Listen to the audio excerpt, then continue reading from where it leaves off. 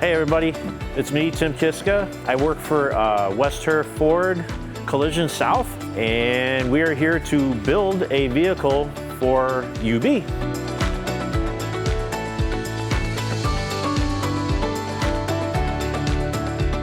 We are in the process of taking the vehicle apart. We are going to cut the car in half today. What we're going to wind up doing is finishing the rest of the back half of this car off so it's nice and clean, and I do believe the car is going to be painted UB blue.